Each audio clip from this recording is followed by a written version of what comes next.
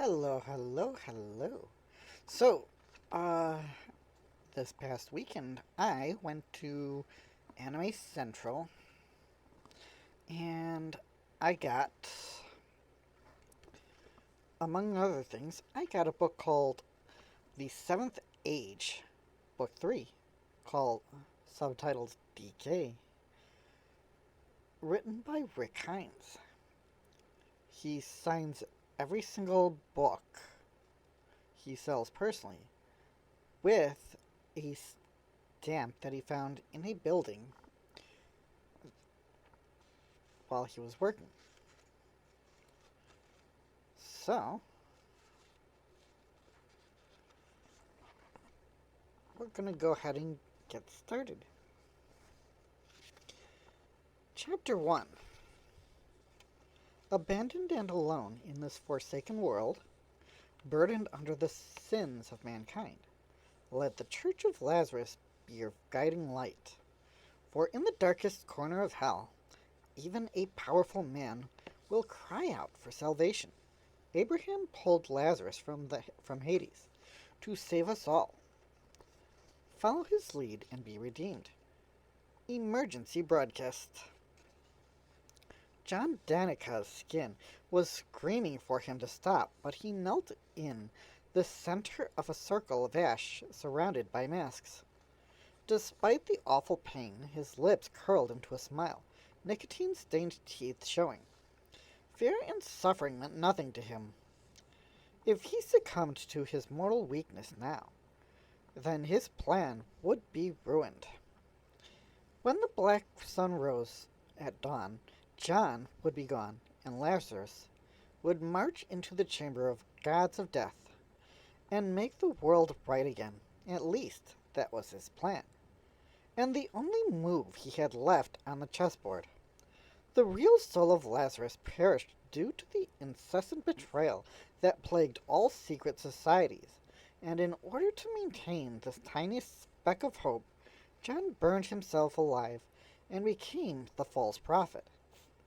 If he could maintain the charade, the lie would eventually be irrelevant, and the power to cleanse the world would once again fall under his mantle as the Lord of Heaven's wrath. Even if the masses called him Lazarus instead.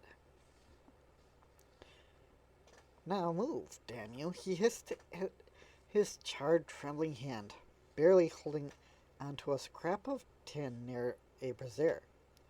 Even under the gaze of Venus, my flesh still fails me. It becoming a be, unbecoming to debase myself into swears, but lighting myself ablaze to keep the future alive is not the wisest course of action. His teary eyes trailed up the candlelit walls in the chamber as if begging the ancient dead gods for a temporary blessing. The cabinet of masks within the Vatican was a common retreat these days for John.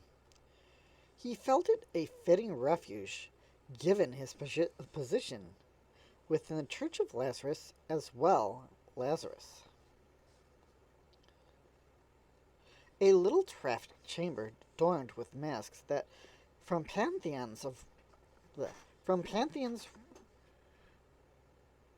masks from pantheons Rome had rolled over with their propaganda and preserved like hunters mounting trophies. For it was but a mask he wore, and a lie he weaved to the world after his failure 3 years prior. Failure burned into his very flesh, along with the grave clothes of Lazarus himself. With each rise of the black sun, he grew weaker. Mortals feasted upon the hearts of the divine, stealing their strength and becoming monsters. And within bold actions, he risked becoming irrelevant. The dead returned to the lands of the living, and Lazarus couldn't be fit to crawl yourself out of the pits of purgatory, could he? What a weak-willed lackey of a dead god. John's hatred for his current troubles allowed him to push past the pain, willing his fingertips to fold the tin in half at last. A single spark of joy welled within him before the tin square fumbled out of his hand, clanking against the marble floor and sliding to the edge of the heptagram. The tin clattered and slid, threatening to disturb the ashen edge John had neatly prepared. He flailed after it, tripping over the tattered clothes that dangled from his bony arms, and tipped over the brazier, sending the red glowing coals bouncing around the chamber. The erratic dance of flames made the mask of Aphrodite appear biblically demonic, as she gazed on with disapproval. Fuck, he breathed heavily, coughing 7 specks of blood inside the ritual circle. The flames died before his eyes. Their last kiss of light sparkled along the tin amulet, resting inches from ashes. The cool floor was at least ointment to his wounds. Plus, John reasoned, he did go through the trouble of having his hunters burn a Medusa alive. Come on, old chap. You're the Lord of Heaven's wrath, prophet of the unification, Lazarus himself, savior of the world, not a college freshman praying to the porcelain throne. Therein lies my problem. I am a liar. He peeled himself off the ground, elbows first, as he no longer had the muscles in his right arm to perform a simple push-up. If not for the mysterious grave clothes of Lazarus animating his flesh, he would have perished long ago. It would be a trivial matter for him to grab the bowl of Medusa blood, resting as a sacrifice to Aphrodite, and drink deeply of its healing powers. Casting a simple spell using divine blood would heal his wounds and repair his flesh, but doing so would cost him everything for a mere temporary fix. Unlike the rest of the vampires, sorcerers, lords of death, and more within the various tendrils of the unification to truly become Lazarus, he needed to remain pure. No matter how much pain and fear from the horrors of humanity's ambition he felt. I'm a liar, but I chose this lie to save the world. I will unwind this magical chaos and revive an omniscient god once more. He quickly pushed down the hubristic thoughts that he himself might very well become that god if his plan worked. Purpose rather than power drove his faith, even if that faith now focused inward upon himself. Pushing through the barrier of pain, he snatched the tiny amulet and scooped the boiling gum-like material that spilled from the brazier. Resin from a bos- boswellia tree, copper tin engraved with a bronze stylus, folded thrice, coated, and smoked over frankincense, and the acquisition of wealth, wisdom, and love shall be mine. John completed the steps of the ritual, knowing full well it was powerless. Spells and magic may be real, but without the blood of a creature, it was nothing more than a meditative exercise. An exercise that pushed the pain back into the recesses of his soul every morning. Folding the tablet in a pouch of linen and fixing it underneath mummified wraps along his ribs, Lazarus rose from his position with strength and will. The bowl of Medusa's blackened blood no longer tempted him. A gift from the unification to you, Lazarus bowed before the masks of gods. Once this substance was rare, guarded only by our secret societies for those who needed its power to shape the world. Now it might as well be cat food. So feast away while you can. When my church is finished with this world, your blood will be obsolete. Until tomorrow, my dead friends. He reached down, grabbed a simple oak-carved cane, and walked through the ashen heptagram. Dawn is nearly upon us, and I've got a speech to deliver. Time to do what I do best.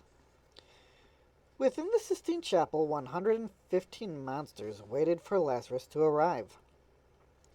In the years following the shattering of the world, when the sun rose black and magic returned to the world, Vatican City had become the seat of power for the unification.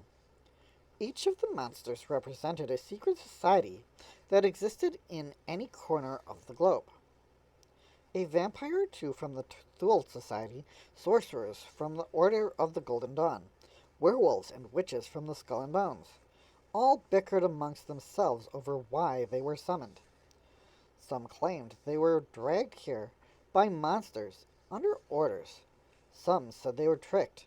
Some, like Alexandria Ver, wondered if they should have worn something more presentable than Victorian's lace and a corset.